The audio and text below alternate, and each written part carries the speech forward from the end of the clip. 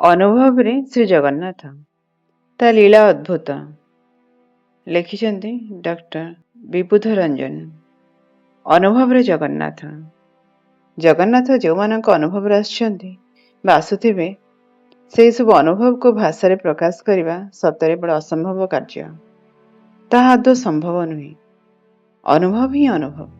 ଅନୁଭବର ଅଭିବ୍ୟକ୍ତି ପାଇଁ ଆଜି ଯାଇ କୌଣସି ମାର୍ଗ ତିଆରି ହୋଇନାହିଁ। ଅନୁଭବକୁ ପରିପ୍ରକାଶ କରିବା ପାଇଁ ଶବ୍ଦର ସାହାଯ୍ୟ ନିଆଯାଇପାରେ ସତ, ହେଲେ ଶବ୍ଦକୁ ମାଧ୍ୟମ କରି ଯାହା ବି ପ୍ରକାଶ କରାଯାଏ ତାହା ଅବିକଳ ଅନୁଭବକୁ ପ୍ରତିନିଧିତ୍ୱ କରିପାରେ ନାହିଁ। ତେଣୁ ସବୁ କାଳରେ ବ୍ୟକ୍ତିର ଅନୁଭବ ତାର ନିଜସ୍ୱ ବାତ୍ସଲ୍ୟ ସମ୍ପତ୍ତି ହୋଇ ସବୁରି ଆଢୁଆଳରେ ରହିଥାଏ। ତେବେ ବି କେତେବେଳେ କେତେବେଳେ ଜଗନ୍ନାଥଙ୍କୁ ନେଇ ଯେଉଁ ଅଲୌକିକ ଅନୁଭବ ହୋଇଥାଏ, ମଣିଷ ତାହାକୁ ଅନ୍ୟ ଆଗରେ ପ୍ରକାଶ କରିଦେବାର ବ୍ୟାକୁଳତା ଦେଖାଇଥାଏ। ଯଦିଓ ତାହା ବହୁ ସମୟରେ ଅବିଶ୍ୱାସର, ସନ୍ଦେହର ବାତାବରଣ ସୃଷ୍ଟି କରିଥାଏ ଅନ୍ୟ ମନରେ। ହଁ, ଏହି ଅଧମର ଅବଶ୍ୟ ଜଗନ୍ନାଥଙ୍କୁ ନେଇ ବହୁ ବିଚିତ୍ର, ଅବିଶ୍ୱସନୀୟ ଘଟଣାମାନ ଘଟିଯାଇଛି ଅତୀତରେ, ଘଟିଯାଏ ମଧ୍ୟ ନିତି ପ୍ରତିଦିନ ଜୀବନରେ। ସେସବୁ ଘଟଣାମାନ ମୋତେ ଯେତିକି ରୋମାଞ୍ଚିତ କରିଛି, ସେତିକି ବିସ୍ମୟରେ ଭରି ଦେଇଛି ମୋର ମନ ପ୍ରାଣ। ମୁଁ ଥରେ ଥରେ ମୋ ନିଜ ସତ୍ତାକୁ ସନ୍ଦେହ କରି ବସେ। ମନ୍ଦିର ଭିତରେ ଜଗନ୍ନାଥଙ୍କ ସାମ୍ନାରେ ତାଙ୍କର ସତ୍ତାକୁ ମଧ୍ୟ ପ୍ରଶ୍ନବାଚୀ ଦୃଷ୍ଟିରେ ଦେଖେ।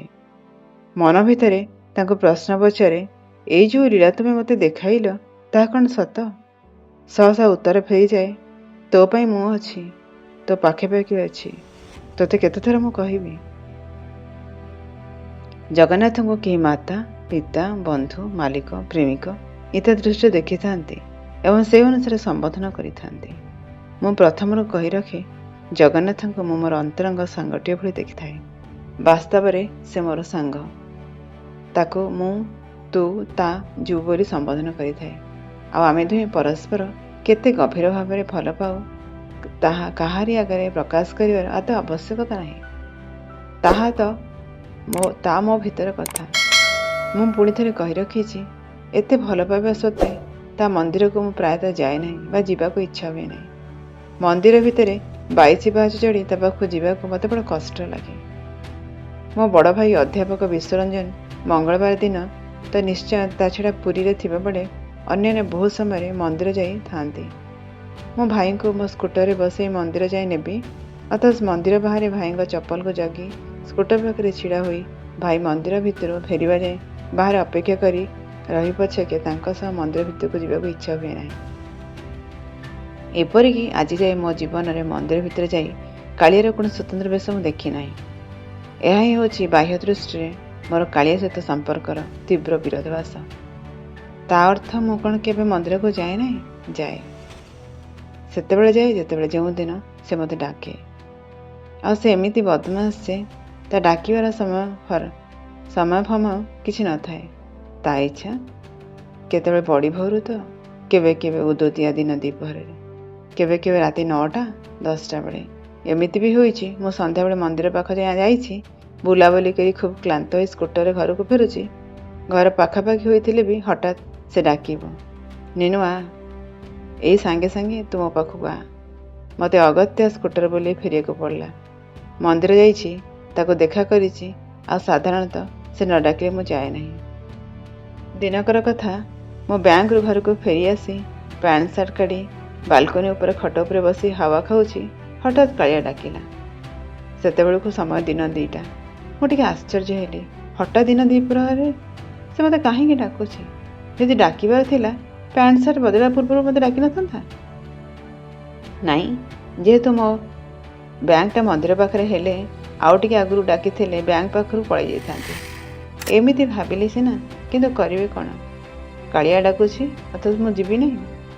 ଏପରି ତ ଆଦୌ ହେବାର ନୁହେଁ। ନିଶ୍ଚୟ କୌଣସି କାରଣ ଅଛି। ତେବେ ଯେହେତୁ ପୁଣି ଥରେ ପ୍ୟାଣ୍ଟ ସାର୍ଟ ପିନ୍ଧି ଖରାବେଳେ ଯିବି, ତେଣୁ ତା ଆଗରେ ଏକ ସର୍ତ୍ତ ରଖିଲି। କାଳିଆକୁ କହିଲି, ଦେଖ ମୁଁ ଯାଉଛି ସତ, ହେଲେ ତୁ ମୋତେ ଆଜି ତୋ ତୁଳସୀ ଖାଇବାକୁ ଦେବୁ ନିଶ୍ଚୟ। ଆଉ ଗୋଟେ କଥା ମନେ ରଖ, ମୁଁ ଭିକାରୀଟି ପରି ମନ୍ଦିର ଭିତରେ ତୋର କୌଣସି ସେବାୟତକୁ ତୁଳସୀ ମାଗିବି ନାହିଁ, ତୁ ଯାଚିକି ଦେବୁ।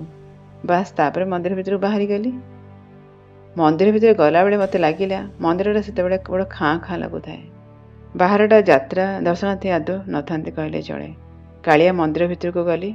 ଗରୁଡ଼ ସ୍ତମ୍ଭରେ ମୁଣ୍ଡିଆ ମାରି ସିଧା ଚାଲିଲି ଭିତର କାଠ ଯାଏ। ଭିତର କାଠ ହେଉଛି ସେହି ସ୍ଥାନ ଯେଉଁଠି ଯାଏ ସାଧାରଣଙ୍କୁ ଦର୍ଶନାର୍ଥୀ ଛିଡ଼ା କରାଯାଏ। ଭିତର କାଠ ପରେ ଶ୍ରୀ ଜଗନ୍ନାଥଙ୍କ ରତ୍ନ ସିଂହାସନ ପରେ ସେ ପାଖକୁ ପୋଖରିଆ କୁହନ୍ତି।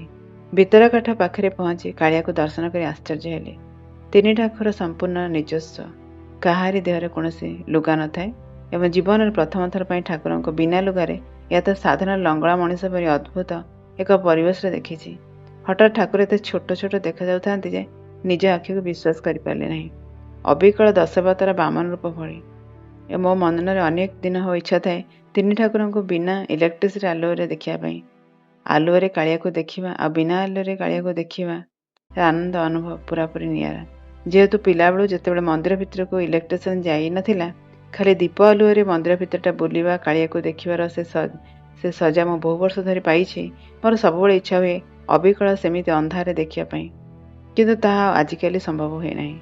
ଆଲୁଅ ଚାଲିଗଲା ମାତ୍ରକେ ଅଟୋମେଟିକ୍ ଜେନେରେଟର ଚାଲି ହୋଇଯାଏ।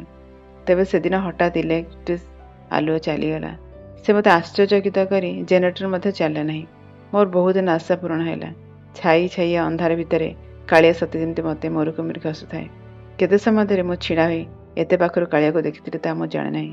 ହଠାତ୍ ମୁଁ ପ୍ରକୃତିସ୍ଥ ହେଲି କାହାରି ଡାକରେ। ମୁଁ ଦେଖିଲି ମନ୍ଦିର ଭିତରେ ମୁଁ ବ୍ୟତୀତ ଆଉ 3-4 ଜଣ ସେବା ଛଡ଼ା ଆଉ କେହି ନାହାନ୍ତି। ପୁରା ମନ୍ଦିର ଶୂନଶାନ। ପୋଖରିଆ ଭିତର ପାଣି ଢଳା ହୋଇ ଧୁଆ ହେଉଛି। ଜଣେ ହେଲେ ବାହାର ଲୋକ ଦର୍ଶନାର୍ଥୀ ଭିତରେ ନଥାନ୍ତି। ବଡ଼ ଆଶ୍ଚର୍ଯ୍ୟ କଥା, ବାହାର ଲୋକ ଭାବରେ ମୁଁ ଏକା। ଠିକ୍ ଏତିକି ବେଳେ ରତ୍ନସିଂହର 2 ଜଣ ସେବାୟତ ସହ ପଦିଆ ପଣ୍ଡା, ଯିଏକି ଶ୍ରୀମନ୍ଦିର ପ୍ରଶାସନିକ କାର୍ଯ୍ୟାଳୟରେ ଜଣେ ଓଏସ୍ ଅଫିସର, ମୋତେ କଲେଜ ଜୀବନ ବନ୍ଧୁ ମୋ ପାଖକୁ ଚାଲି ଆସିଲେ। ପଦିଆ ପଣ୍ଡା ମୋ ହାତକୁ ଜଗନ୍ନାଥଙ୍କ ପାଖରେ ସଦ୍ୟ ଅର୍ପଣ କରାଇଥିବା ପାନ ଖଣ୍ଡିଏ ବଢ଼ାଇ ଦେଇ କହିଲା, ବିବୁଧ, ତୋ ଭାଗ୍ୟରେ ଆଜି ଏ ପାନ ଖଣ୍ଡିକ ଥିଲା, ନେ ଖାଇଦେ। ପାନ ଖଣ୍ଡିକ ପାଟିରେ ପୁରାଇ ଅଶ୍ରୁ ଛଳ ଛଳ ଆଖିରେ ମୁଁ ରୋମାଞ୍ଚିତ ହେଲି। ଏଇଠାରେ ମୁଁ କହି ରଖେ, ପ୍ରତିଦିନ 3 ଠାକୁର ରାତିରେ ଶୋଇବାକୁ ଯିବା ପୂର୍ବରୁ 3 ଖଣ୍ଡ ପାନ ଖାଇ ପହଡ଼କୁ ଯାଇଥାନ୍ତି। ହଠାତ୍ ଖରାବେଳଠାରେ ପାନ? ମୋ ମନ କଥା ବୁଝିପାରି ମୋ ବନ୍ଧୁ ପଦ୍ମନାଥ ପଣ୍ଡା କହିଲେ, ଆଜି ଠାକୁର ଏକ ବିଶେଷ ଗୋପନ କାର୍ଯ୍ୟ କରାହେବ। ତେଣୁ ରାତ୍ରର ସମସ୍ତ ନୀତି ଏବେଠାରୁ ଶେଷ କରି ଦିଆଗଲାଣି। ଠାକୁର ବର୍ତ୍ତମାନ ଠାରୁ ଶୋଇପଡ଼ିବେ, ପହୁଡ଼ ଯିବେ। ତେଣୁ ଏ ଶେଷ ପାନ ଭୋଗ। ଏ ପାନ ମୁଁ ଖାଇଥାନ୍ତି, ତୋତେ ରତ୍ନସିଂହାସନ ପାଖରୁ ଦେଖି ଇଚ୍ଛା ହେଲା ତୁ ଆଜି ଏ ପାନ ଖା। ତାପରେ ମୋତେ ଅନୁରୋଧ କଲା ଶୀଘ୍ର ମନ୍ଦିର ଭିତରୁ ବାହାରି ଯିବା ପାଇଁ, କାରଣ ମୁଁ ଗଲା ପରେ ହିଁ ଠାକୁରଙ୍କ ଦୁଆର ସେଦିନ ପୁରାପୁରି ବନ୍ଦ ହୋଇଯିବ। ତାପରେ ଠାକୁରଙ୍କ ଗୋପନ କାର୍ଯ୍ୟ ଆରମ୍ଭ ହେଲା।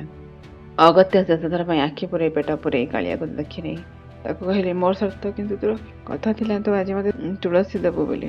ତୁ କିନ୍ତୁ ତୋର ପାନ ଖାଇସାରି ମୁଁ ଖୁସି, ତେବେ ତୁଳସୀ ନ ପାଇ କିନ୍ତୁ ମୁଁ ଦୁଃଖୀ।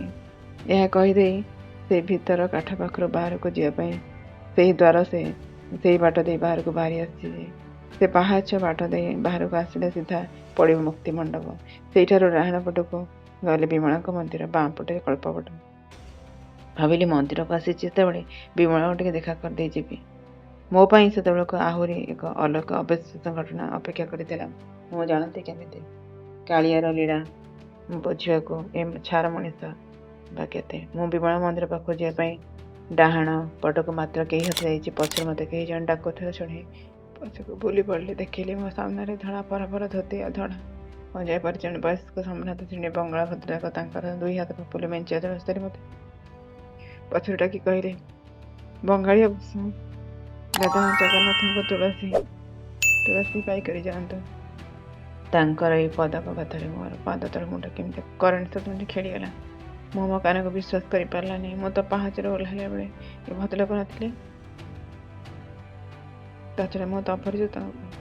ଚାଲି ଯାଇଥିବା ଲୋକ ପଛକୁ ଡାକି ବଙ୍ଗାଳୀ ଭଦ୍ରଲୋକ ତୁଳସୀ ଆସିଲେ କାହିଁକି? ଠିକ୍ ସେତେବେଳେ କାଳିଆ ମୋ କାନରେ ଏତେ କ'ଣ ତ ପାଇଁ ମୁଁ ରଖିଛି କି ନାହିଁ। କିଛି କ୍ଷଣ ପାଇଁ ମୁଁ ସତାହରେ ବସିଲି। ମୁଁ ଆଉ ନଥିଲି ମୋ ଭିତରେ। ପ୍ରକୃତି ଥିଲା ପଛକୁ ଚାହିଁଲେ ଗୋଟେ ନଥିଲେ। କାଳିଆ ସହ ମୋର ସମ୍ପର୍କ ନେଇ ଯାହା ଘଟଣା ହୁଏ ମୁଁ ଜାଣେ ଅନେକ। ମୋର ଏ କଥାକୁ ମନ ଗପ ମୋତେ ଭାବେ ମଣିଷ ଧନ୍ୟବାଦ। ମୁଁ ସେଥିରେ କିଛି ଯାଏ ନାହିଁ। ତେଣୁ ମୁଁ ମୋର ଅନୁଭବକୁ କଥାକୁ କାହାରି ଆଗରେ ସାଧାରଣତଃ ପ୍ରକାଶ କରେ ନାହିଁ। ଆଜି କିନ୍ତୁ ମୋ ବଡ଼ ଭାଇଙ୍କ ଅନୁରୋଧରେ ଏ ଘଟଣା ମୁଁ ଯାହା ପ୍ରକାଶ କରେ।